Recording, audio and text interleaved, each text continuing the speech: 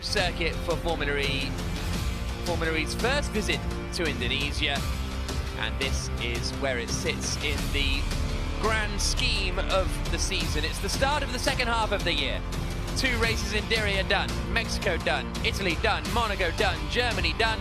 We've got a bit of Marrakesh, a couple of races in New York, some London and some Seoul to come before the end of the season. Dance, the head is over on the right-hand side, the tail over on the left-hand side in the traditional Kuda Lumping dance.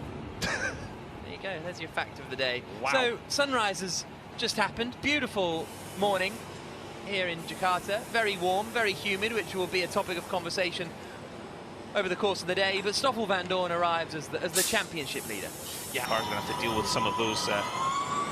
Trying to keep the tyres in contact with the tarmac as much as you possibly can.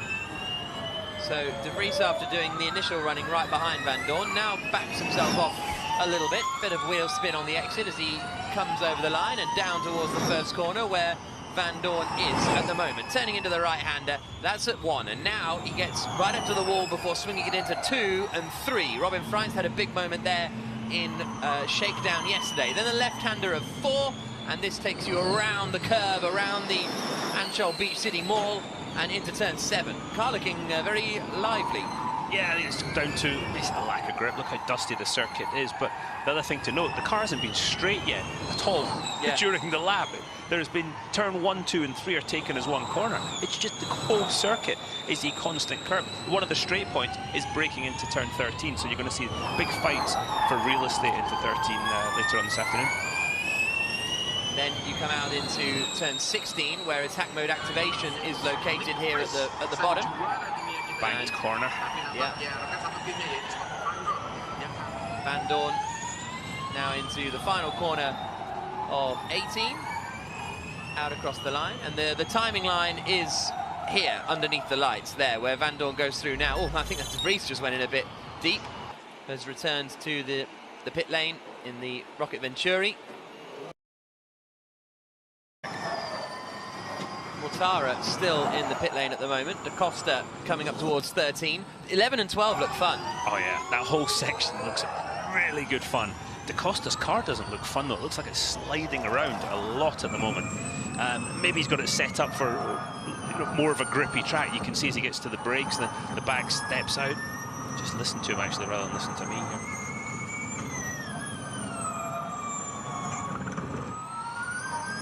Yeah, you've got to say the Estachita looks a bit oversteery, the back sliding, less grip in the back of the car right now than the front. That will improve as the rubber goes down in the circuit. How difficult is it to, like, remember that? Yeah. The tyres of torture, that's going to be a proper corner. Yeah, there's a bump right in the middle of the straight. You see Jake Dennis going over it, and you can hear the noise of the cars go over the curbs on the inside of the corner. Yeah, I think this is going to be a difficult place this afternoon to race. You see Roger Griffiths, team principal of the Avalanche Andretti team. It looks like he's perspiring already. It's yeah, it was humid when we got here at 6 o'clock this morning.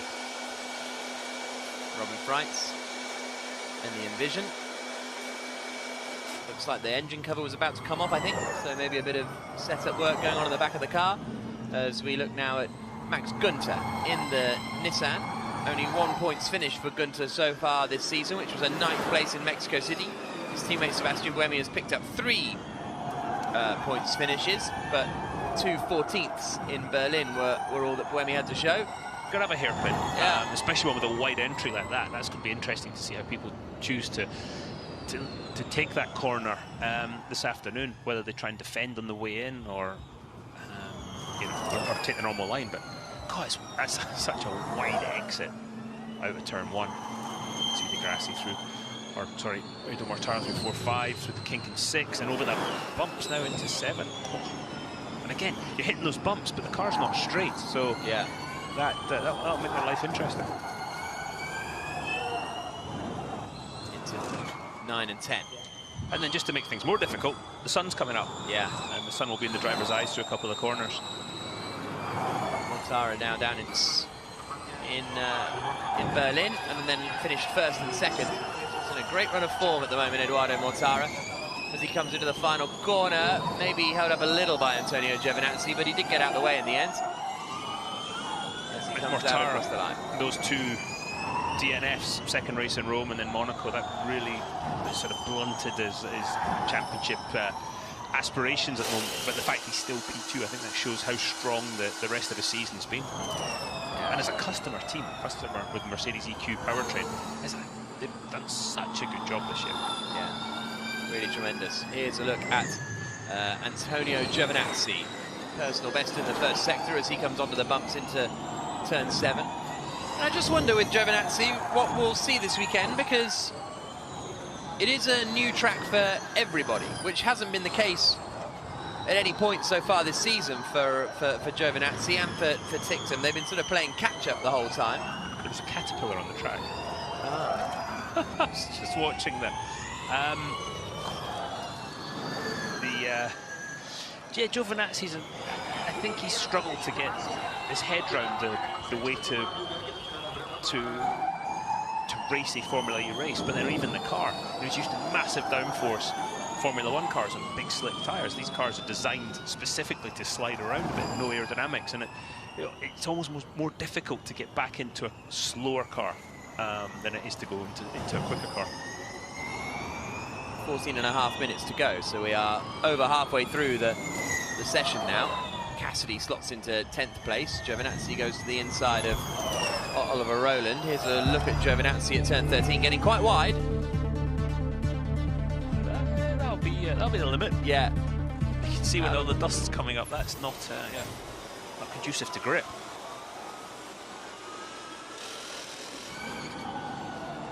Here is Jean-Eric Verne in the DS Techeetah, coming out through 9 and 10.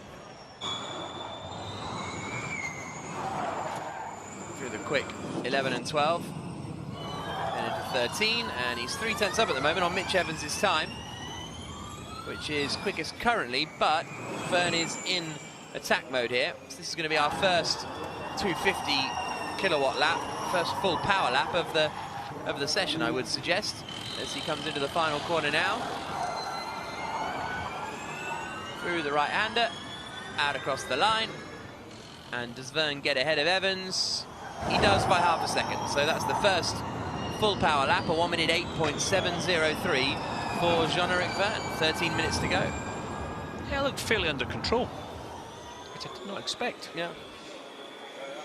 Well, the track could have a hairpin, yeah. Especially one with a wide entry like that. That's going to be interesting to see how people choose to take that corner this afternoon, whether they try and defend on the way in or or take the normal line. But God, that's such a wide exit out of turn 1. See the Grassy through, or sorry, Edo Mortara through 4-5, through the kink in 6, and over the bumps now into 7. Oh. And again, you're hitting those bumps, but the car's not straight, so yeah, that'll make their life interesting. Into 9 and 10. And then just to make things more difficult, the sun's coming up. Yeah. And the sun will be in the driver's eyes through a couple of corners.